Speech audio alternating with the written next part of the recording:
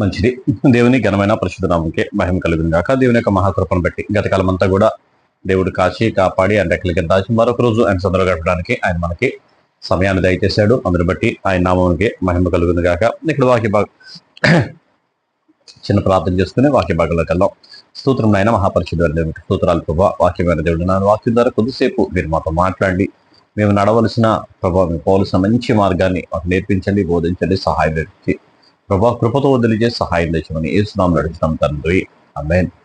మంచిది. దేవుని ఘనమైన పరిశుద్ధ నామముకే మహిమ కలుగును గాక. వాక్యం వినుస్తున్నా చూస్తున్నా మీ అందరికీ కూడా ప్రభు యేసుక్రీస్తు నామములో వందనములు శుభములు తెలియజేస్తున్నాను. నిన్నటి దినాన్ని మనం చూసాం కదా. నిన్న దినాన్ని మనం చూసిన దాంట్లో ఆకీషు రాజు దగ్గరికి దావీదు వెళ్ళినప్పుడు అక్కడ ఫిలిష్తీయులందరూ కూడా ఫిలిష్తీయుల సర్దారులందరూ కూడా దావీదు రావడానికి వీల్లేదు, దావీదు వెనక పంపించామని చెప్పారు. చెప్పిన తర్వాత దావీదు వెనక్కి వచ్చేసాడు. దావీదు అతని జనులందరూ వెనక్కి వచ్చారు. వెనక్కి వచ్చేలోపు అమాలేకీయులు వచ్చి దావీదు ఉన్న సిగ్రత్ ప్రాంతాన్ని మొత్తాన్ని కూడా దోచుకుని వెళ్ళిపోయారు. మొత్తం కూడా అదంతా కూడా మొత్తం కాల్చేసి పట్టణం అంతా కాల్చేసి దోచుకుని వెళ్ళిపోయిన తర్వాత దావీదు అతని జనులందరూ ఎలుగెత్తి ఏడుస్తూ తన భార్య పిల్లలు అందరూ కూడా చెరగొరిపోయినప్పుడు ఆ బాధ తట్టుకోలేని విధంగా ఉన్నప్పుడు దాన్ని బట్టి ఎలుగెత్తి ఏడుస్తూ ఉంటే అక్కడ ఉన్న ఆ 600 మంది కూడా దావీదుని రాళ్ళపెట్టి కొట్టి చంపేస్తే పోయింది కదా అని అనుకున్నారంట. దావీదుని రాళ్ళపెట్టి కొట్టి చంపేద్దాం అని అనుకున్నారంట. వీళ్ళందరూ కూడా బాధల్లో ఉంటే కష్టంలో ఉంటే అలా చారదీశాడు. ఇప్పుడు దావీదు వాళ్ళకి ఏమీ కూడా హాని చేయలే. ఇప్పుడు రాజుగారు రమ్మన్నారు, యుద్ధానికి వెళ్ళాలి, అది మన బాధ్యత. ఈ బాధ్యతలో భాగంగా రమ్మని వెళ్తే ఈలోపు శత్రువు వస్తే మనం ఏం చేస్తాం? శత్రువు వచ్చాడు అని తీసుకుని వెళ్ళిపోయాడు. అయినా సరే దేవుడు మనకు సహాయం చేసే దేవుడు ఉండగా దేవుడికి ప్రార్థన చేయడం లేదు. అప్పుడు దావీదు సరే దేవుడి దగ్గర ప్రార్థన చేస్తూ, అయ్యా నువ్వు వాళ్ళని అప్పగిస్తావా అని అడిగినప్పుడు నేను అప్పగిస్తాను అన్నాడు. అప్పగిస్తాను అన్నప్పుడు 600 మంది కూడా తీసుకుని వెళ్తున్న సమయంలోనే ఒక వ్యక్తి దారిలో పడిపోయి ఉండగా, ఐగుప్తు దారిలో పడిపోయి ఉండగా వాడిని చారదీశాడు, ఆదరించాడు. ఎంత బాధలో, ఎంత దుఃఖంలో, ఎంత కష్టంలో ఉండగా కూడా ఒక మనిషిని ఆదరించి వాడికి భోజనం పెట్టి వాడి యోగక్షేమాలన్నీ కూడా అడిగి ముందుకు వెళ్ళినప్పుడు దానివల్ల వచ్చిన ప్రతిఫలం, దానివల్ల వచ్చిన లాభం ఏంటంటే ఆ ఐగుప్తుడు ఎవరో కాదు, అమాలేకరి గుంపులో ఉన్నవాడే. వాడు మొత్తం సహాయం చేసి వాళ్ళు ఎక్కడ పట్టుకోవాలో చెప్పాడు. మనం చేసిన మేలు ఏది కూడా వ్యర్థంగా పోదు, ఊరికే పోదు. మనం చూసుకోవడం వల్ల ఉపయోగం కాదు, కానీ పరుల మేలు కూడా చూడడం వల్ల అది ఎప్పుడైనా సరే అది ప్రయోజనకరంగానే ఉంటుంది. దావీదు అలాగే తన జీవితాన్ని కొనసాగించాడు. ఇక్కడ 31వ అధ్యాయంలో మొదటి సమూయేలు గ్రంథం 31వ అధ్యాయం ఆఖరి అధ్యాయం ఇందులో చూసినట్లయితే సౌలు గారు వెళ్ళి దేవుని దగ్గర విచారణ చేయట్లేదు కానీ దేవుని దగ్గర విచారణ చేయలేదు కానీ వచ్చి చిల్లంగి వారి దగ్గర విచారణ చేయడానికి వెళ్ళాడు. దావీదేమో దేవుడి దగ్గర విచారణ చేసి శత్రువులను అప్పగించాడు. సౌలేమో దేవుడి దగ్గర విచారణ చేయకుండా చిల్లంగి వారి దగ్గర విచారణ చేయడానికి వెళ్ళాడు. అప్పుడు దేవుడు నీతో మాట్లాడు, దేవుడే నేను ఎడబాసాడు అని చెప్పి అక్కడ చెప్పాడు. చెప్పిన తర్వాత ఆయన అన్నతమానాలు మానేశాడు, ఇక నిరసన అయిపోయాడు.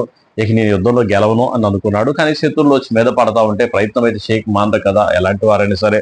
అలాంటి ప్రయత్నంగానే ఇక్కడ కనపడుతుంది. చూడండి 31వ అధ్యాయంలో, అంతలో ఫిలిష్తీయులు ఇశ్రాయేలుతో యుద్ధం చేయగా ఇశ్రాయేలు ఫిలిష్తీయుల ఎదుట నుండి పారిపోయిరి. గిల్బోవా పర్వతం వరకు ఫిలిష్తీయులు వారిని హతము చేయుచు సౌలును అతని కుమారులను తరుముచు యోనాతాను, అబినాదాబు, మెల్కూషువ అను సౌలు యొక్క కుమారులను హతము చేసిరి. యుద్ధంలో సౌలు ఓడిపోచుండగా అతడు అంబులు వేయి వారి కంటపడి వారి చేత బహుగా గాయమునొందిన. అప్పుడు సౌలు, సున్న తెలియని వీరు వచ్చి నన్ను పొడిచి అపహాస్యం చేయకుండా ఉండునట్లు నీ కత్తి దూసి దాని చేత నన్ను పొడవమని తన ఆయుధములను మోయువానితో చెప్పగా అతడు భయము చేత అలాగూ చేయనొల్లక ఉండెను. గనుక సౌలు తన కత్తి పట్టుకొని దాని మీద పడెను. సౌలు మరణమాయనని అతని ఆయుధములను మోయువాడు తానును తన కత్తి మీద పడి అతనితో కూడా మరణమాయను. ఇలాగున సౌలును అతని అతని ముగ్గురు కుమారులను అతని ఆయుధములను మోయువాడును అతని వారందరూ ఆ దినముననే మరణమైరి. లోయలో అవతలనున్న ఇశ్రాయేలీయులను, యోర్దాను అవతలనున్న వారును ఇశ్రాయేలీయుల పారిపోవుటయు సౌలు అతని కుమారులు చచ్చి ఉండుటయు చూచి తన నివాస గృహములను విడిచిపెట్టి పారిపోయి ఫిలిష్తీయులు వచ్చి వాటిలో కాపురం ఉండిరి. చూడండి జరిగిన సంఘటన అంతా కూడా. ఆ ఫిలిష్తీయులు వచ్చినప్పుడు దేవుడి దగ్గర అడిగితే దేవుడు సహాయం చేయకుండా ఉన్నాడు. కానీ దేవుడి దగ్గర అడగలేదు, దేవుడి దగ్గర విచారణ చేయలేదు. కానీ శకుని గారి దగ్గరికి వెళ్ళాడు. అక్కడ నుండి కర్ణపిశాచం గల వారి దగ్గరికి వెళ్ళాడు. వారి దగ్గర ఏ సహాయం దొరికింది, వారి దగ్గర ఏ సహాయం దొరికిద్దని చెప్పి ఆయన దగ్గరికి వెళ్ళాడు. అంటే దేవునితో సహవాసం అనేది మర్చిపోతే మనిషి యొక్క స్థితి అలాగే ఉంటుంది. మనిషి యొక్క పరిస్థితి అక్కడ సహాయం ఎక్కడ దొరికిందో ఆ సహాయం దొరికే దగ్గరికి మాత్రం వెళ్ళాలని అనిపిస్తుందో, సహాయం దొరకని చోట సహాయం ఏమైనా దొరికిద్దేమో అని చెప్పేసి అక్కడికి వెళ్ళడానికి మనసు లాగిద్ది. అలాంటి పరిస్థితి చేశాడు సౌలు. చేసిన దాన్ని బట్టి ఇప్పుడు యుద్ధానికి ఫిలిష్తీయులు వచ్చినప్పుడు వారిని వారు తరుముతూ ఉండగా ఆ తరుముతున్న వారి దగ్గర పారిపోతుండగా ఫిలిష్తీయులు వెంటాడి పట్టుకొని చంపేశారు. సౌలుడు చంపాడు. సౌలుతో పాటు తనకున్న 3 కుమారులు యోనాతాను, అభిషువాను, అభినాదాబును, మెల్కీషువాను 3 కూడా చంపేశారు. సౌలు చేసిన పనికి తన కుమారులకు కూడా శిక్ష అనేది వచ్చింది. సౌలు చేసిన దానికి ఆ కుమారులు కూడా మరణమయ్యారు. ఈ లాస్ట్ లో సౌలు ఇక నేను వాళ్ళతో గెలవలేను అని అనుకొని వాళ్ళు వేసిన అంబులు అంటే బాణాలు వేసి వారి గుచ్చి ఉండగా ఆ బాధ తట్టుకోలేక అప్పుడు అనుకుంటున్నాడు మనసులో ఏమని, సున్నతి లేని వీరు నన్ను చంపితే చాలా అవమానంగా ఉంటుంది. చచ్చిపోయిన తర్వాత ఏమో అవమానం, చచ్చిపోయిన తర్వాత ఏముంది, బ్రతికుండగానే కదా సాధించేది, బ్రతికుండగానే చేయాలి కదా. అప్పుడు అనుకున్నాడు సున్నతి లేని వీడి చేతులు నేను చచ్చిపోకూడదు అని చెప్పేసి పక్కన ఆయుధాలు మోసేవాడు ఉంటే వాడు చెప్తున్నాడు నన్ను చంపేరా అని చెప్పేసి. అయ్యా నేను చంపరయ్యా అన్నాడు. చూడండి ఒకసారి చూస్తే దోయాగు యాజకులను చంపడానికి వాడు వెళ్ళిపోయాడు. ఆ పక్కన ఉన్న వాళ్ళెవ్వరు కూడా వెళ్ళలా. అంటే వాళ్ళందరికీ భయమే దేవుని అభిషేకించిన వాడిని ముట్టకూడదని. కానీ సౌలుకు భయం లేదు, అలాగే దోయేకు కూడా భయం లేదు. ఇప్పుడు చచ్చిపోయిన తర్వాత దావీదు అప్పుడు ఇక్కడ ఎవరు నన్ను చంపేటట్టు లేడు, సౌలే తన కత్తి పెట్టి దాని మీద పడి ఆయన చచ్చిపోయాడు. చనిపోగానే ఆయుధాలు మోసేవాడు కూడా ఆయనతోనే చనిపోయాడు. ఆయన ఎందుకు చనిపోయాడో, ఆయుధాలు మోసేవాడు కూడా దాని మీద ఆ కత్తి మీద పడి చనిపోయాడు. మొత్తం అందరూ కూడా చనిపోయారని తెలిసినప్పుడు అక్కడ ఉన్న లోయలో ఉన్న జనులందరూ కూడా పారిపోయారు. ఆ ఇంట్లోకి వచ్చి ఫిలిష్తీయులు నివాసం చేశారు. 8వ వచనంలో మరునాడు ఫిలిష్తీయులు హతమైన వారిని దోచుకొని వచ్చి గిల్బోవా పర్వతం నుండి పడిపోయిన సౌలును అతని 3 కుమారులను కనుగొని అతని తలను ఛేదించి అతని ఆయుధములను తీసి తన బొమ్మల గులల్లో జనులలోనూ జయ వర్తమానము చేయువారి తెలియచేయుటకై ఫిలిష్తీయుల దేశంలో నలుదిశలా వాటిని పంపిరి. మరియు వారు అతని ఆయుధములను అస్తారోతు దేవి గుడిలో ఉంచి అతని మొండెమును బెత్షాను పట్టణపు గోడకు తగిలించిరి. అయితే ఫిలిష్తీయులు సౌలుకు చేసిన దాని గురించి వార్త యాబేషు గిలాదు వారు విని బలశాలులందరూ లేచి రాత్రి అంతా నడిచి సౌలు మొండెమును అతని కుమారుల కళేబరములను బెత్షాను పట్టణపు గోడ మీద నుండి దించి యాబేషునకు తిరిగి వచ్చి వాటిని దహనము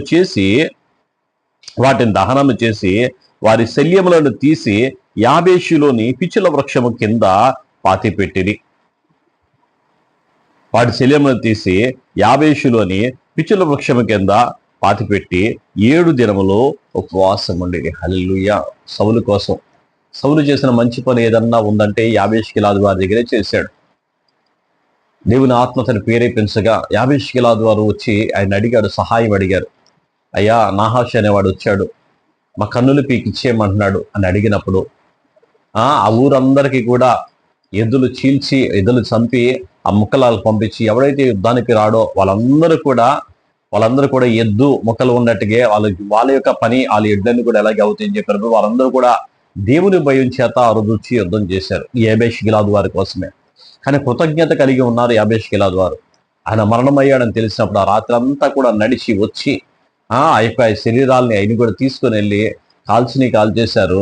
పూడ్చిపెట్టి దాదాపు 7 రోజుల పాటు ఉపవాసం ఉండి దుఃఖ దినాలు సలిపారు. సౌలు నిమిత్తం బాధపడిన సమయం కానీ సౌలు నిమిత్తం బాధపడిన వారు ఎవరు ఉన్నారంటే యాబేషు వారు మేలు పొందింది ఎప్పుడు కూడా మర్చిపోకూడదు. అటువంటి కృతజ్ఞత కలిగిన వారు యాబేషు గిలాదు వారు. తర్వాత అధ్యాయాలు చూస్తే దావీదు వారిని ఎంత అప్రిషియేట్ చేస్తారో దావీదు అంతగానో వారికి సహాయంగానే ఉంటారని చెప్పేసి చెప్పాడు. దేవుడి మాటలు దీవించి ఆశ్రయించును గాక. దేవుని కృప మనకి తోడే ఉండి నడిపించును గాక. ప్రార్థన చేసుకుందాం. స్తోత్రం నాయన, మహాపరిశుద్ధుడైన దేవ, మీకే వందనాలు, స్తోత్రాలు. మహోన్నత మహాగణుడ, గొప్పవాడ, జీవము గల మా తండ్రి, జీవాధిపతి, స్తోత్రాలు ప్రభా. అయ్యా తండ్రి నాయన, సౌలు యొక్క జీవితం చూసావు నాయన. సౌలు తన జీవితాన్ని ఎలా ముగించుకున్నాడో చూసావు నాయన. ప్రభా, మిమ్మల్ని విడిచిపెడితే నాయన మాకు ఏ సహాయం ఎక్కడి నుండి దొరకదు ప్రభా. తండ్రి, మీ కృపతో జ్ఞాపకం చేసుకోండి, మీ దయతో జ్ఞాపకం చేసుకోండి ప్రభా. మీ ఆత్మతో నేను మమ్మల్ని నింపడి నడిపించండి ప్రభు. మీ అందు భయభక్తులు కలిగిన ఆయన మా జీవితాన్ని కొనసాగించడానికి నాయన మీ సహాయం అందించి నడిపించి ఎప్పుడు కూడా మీ పాదాలు గట్టిగా పట్టుకోవడానికి నాయన మీ మాటలు శ్రద్ధగా వినడానికి మీ సహాయం మాకు దయచేయమని, వాక్యం వినుస్తున్నా చూస్తున్న ప్రతి బిడ్డను కూడా దీవించి ఆశ్రయించమని యేసు నామములో అడుగుతున్నాం తండ్రి. అందరికీ కూడా